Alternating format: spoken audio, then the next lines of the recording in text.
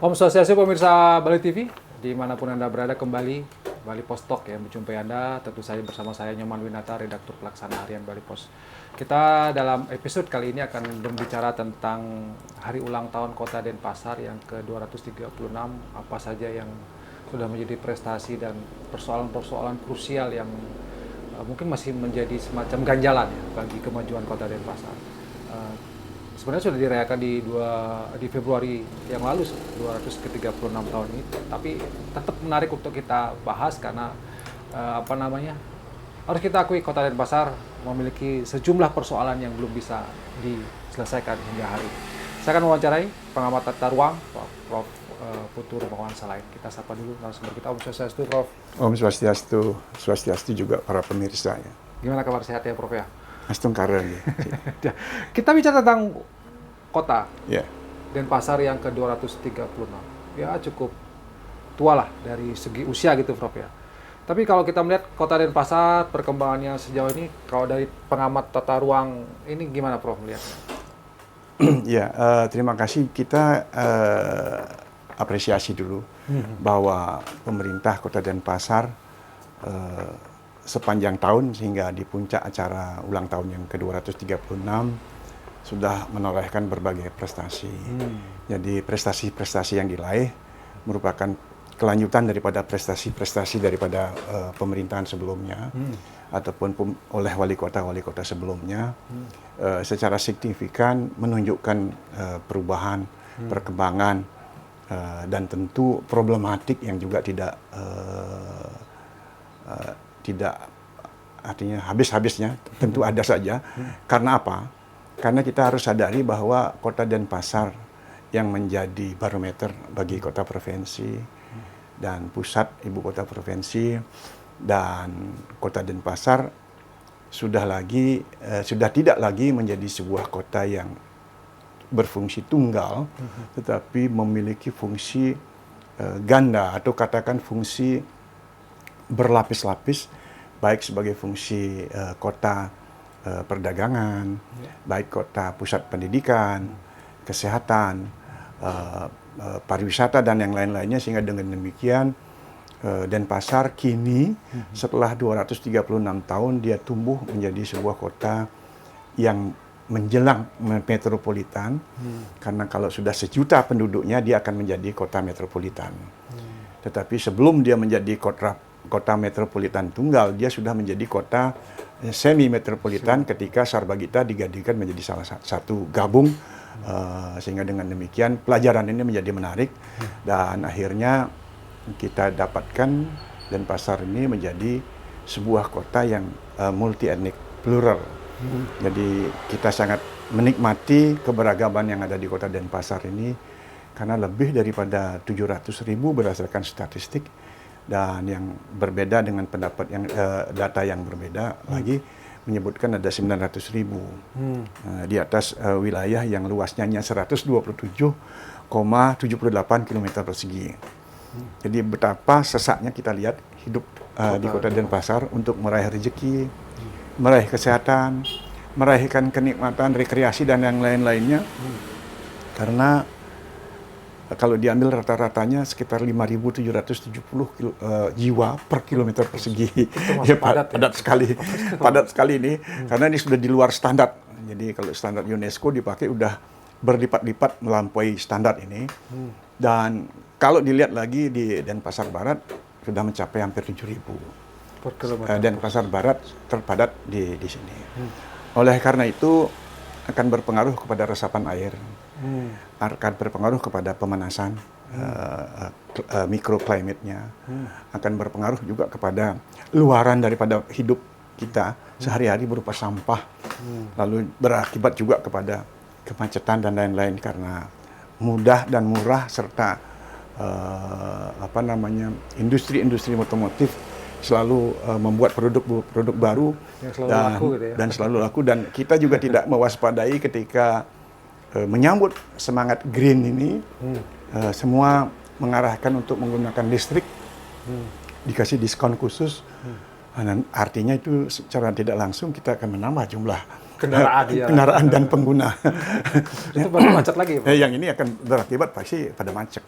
Sementara kita berbicara soal transportasi publik yang sedang terus diperbaiki.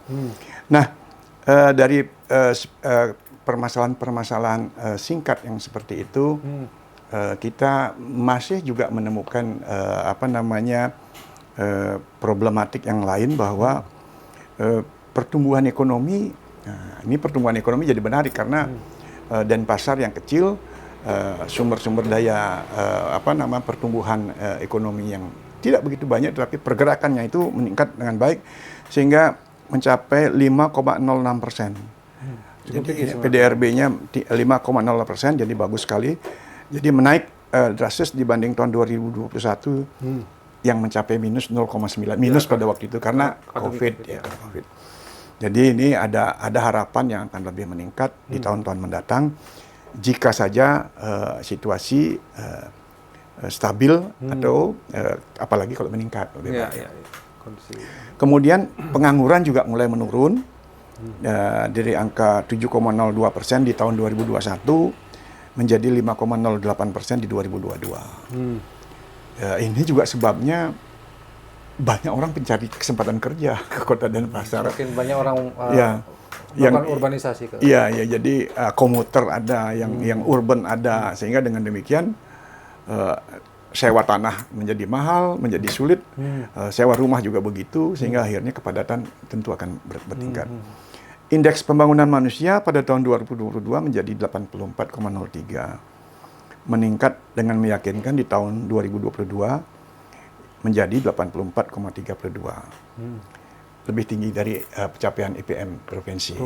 Jadi bukan mau ajum gitu maksudnya, tetapi ini menunjukkan bahwa ada upaya yang serius apa yang dilakukan oleh pemerintah dan dilakukan dengan penuh disiplin dan tertib oleh masyarakat yang tinggal di Denpasar. Salah satunya ya Vasudewa Kutumbakam itu, bahwa kita sama bersaudara itu, slogan ini mempererat kaitan itu untuk membangun dan menjaga Kota Denpasar.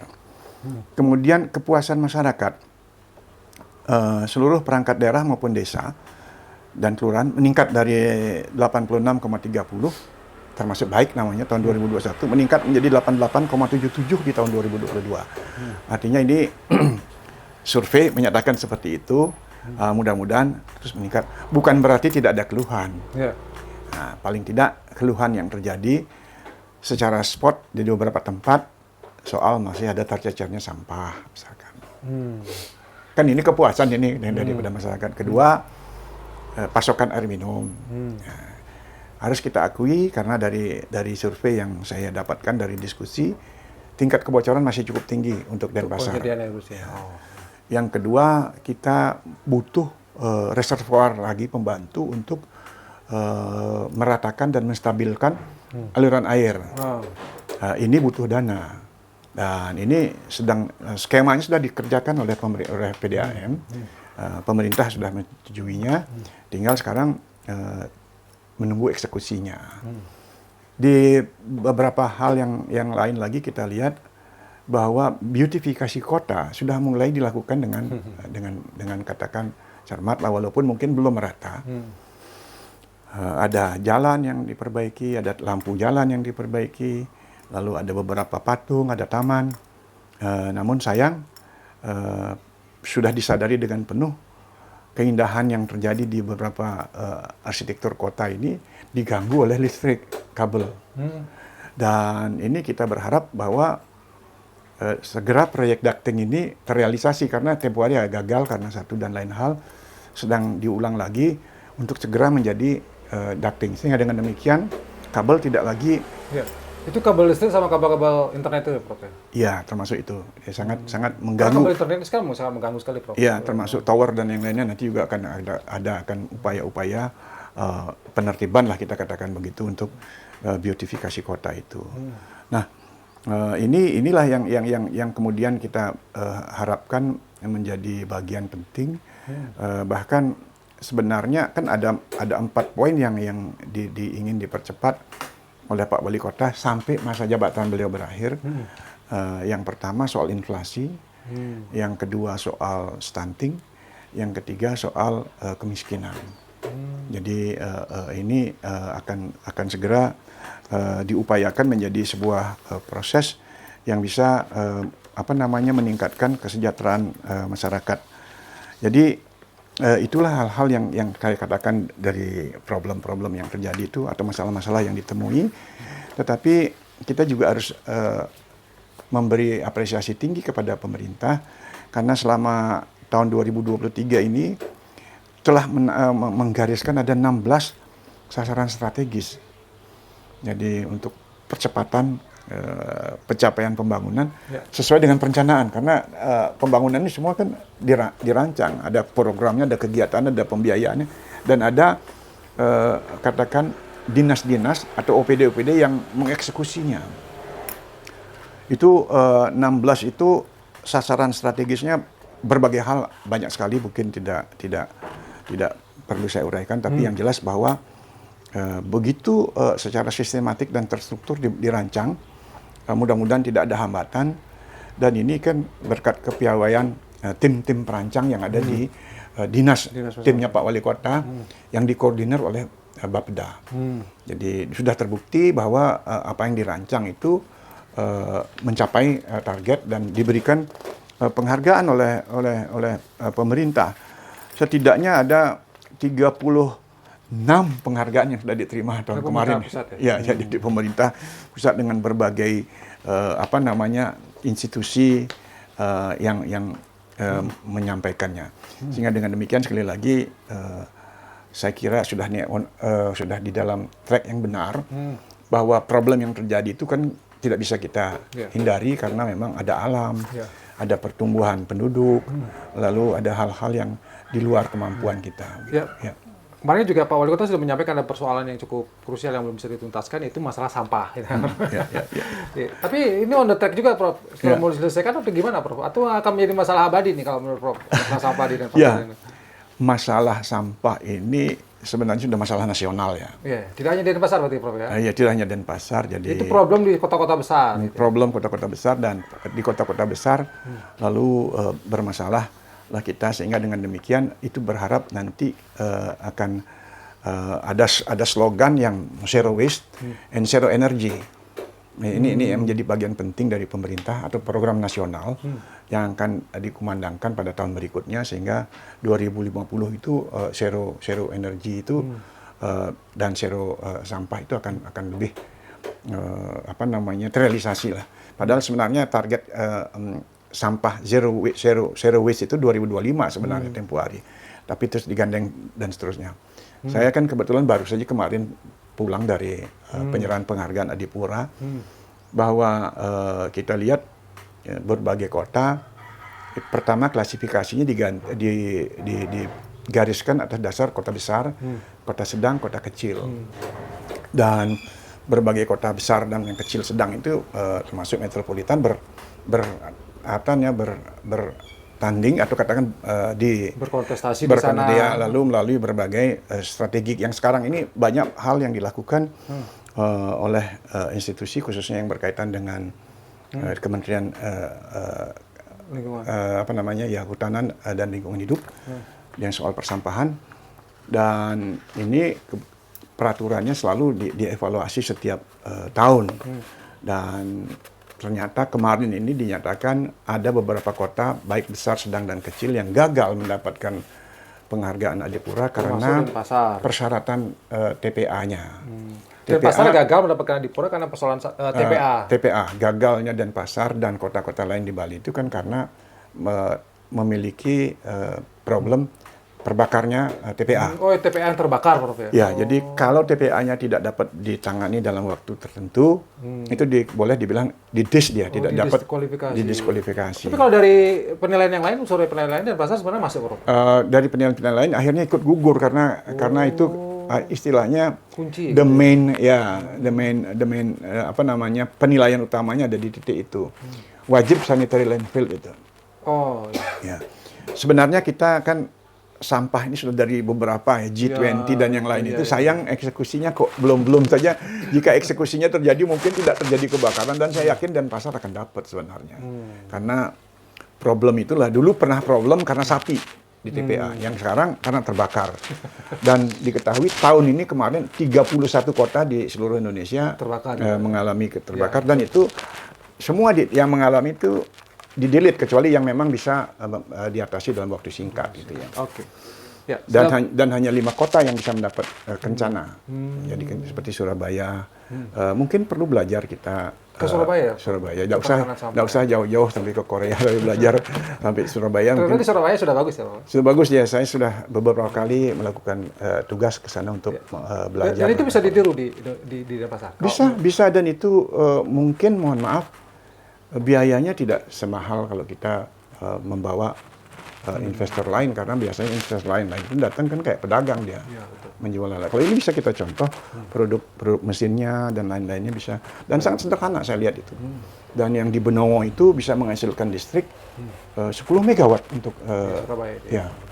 Jadi ini bisa membantu kalau kita berbicara soal Bali ingin listrik mandiri ya. Jadi kita kaitkan Bali listrik mandiri, ya sampahnya kita olah kan gitu ya, jadi jadikan listrik. Nah, Prof, karena waktu Prof, ya kita lihat coba mungkin sebagai closing statement juga dari Prof. Singkat saja, bukan kira-kira apa yang Prof ingin sampaikan ke pemerintah Kota Denpasar, kepada masyarakat supaya Kota Denpasar ini menjadi lebih baik lagi, Prof. Ya, jadi yang saya pandang ke depan ini adalah bagaimana permasalahan yang ke depan ini harus dituangkan ke dalam regulasi. Secepatnya regulasi-regulasi yang berkaitan dengan pola kehidupan kita, aktivitas kehidupan kita diatur. Nah, karena apa? Karena spirit Vasudewa Ketubakam ini sudah menjadi darah daging. Oleh karena itu kesempatan yang baik ini kita harus tingkatkan lagi untuk membawa spirit di dalam membangun kota, sehingga Kota Denpasar ini nanti akan memiliki sebuah identitas ke depan, bukan hanya untuk Bali, tetapi dia memiliki Denpasar. Katakanlah, kalau saya lihat soal arsitektur misalkan, style Bebadungan itu sudah mampu menjadi tuan di rumahnya sendiri. Nah, jadi juga kita harus berpikir bersih menurut Kota Denpasar harus kita bangun dari sekarang, sehingga dengan demikian bukan hanya soal kita baik di menyambut beraya, tetapi dampak dari hubungan menyambut beraya itu kan banyak. Ada piring, ada gelas, ada makanan, dan lain-lain yang perlu kita tata bersama di sebuah kota yang sudah semakin padat ini. Baik, terima kasih Prof atas pencerahannya dan memberikan gambaran kepada kita. Sebenarnya masih ada harapan cukup besar bagi kita di Kota Denpasar untuk menciptakan kota yang lebih baik lagi, apalagi dengan spirit Vasudewa Ketubakam. Kita semua bersaudara, Prof. Ya. Tidak hanya pada persaudaraan, tapi juga bagaimana kita bersama-sama menyelesaikan persoalan, terutama masalah sampah, kemacetan, dan juga kabel-kabel internet yang mungkin mudah-mudahan segera bisa ditata. Demikian wawancara saya di Bali Post kali ini. Saya ucapkan terima kasih atas perhatian Anda. Saya tutup dengan Parama Santi. Om Santi. Om Santi, Santi, Santi. Sampai jumpa.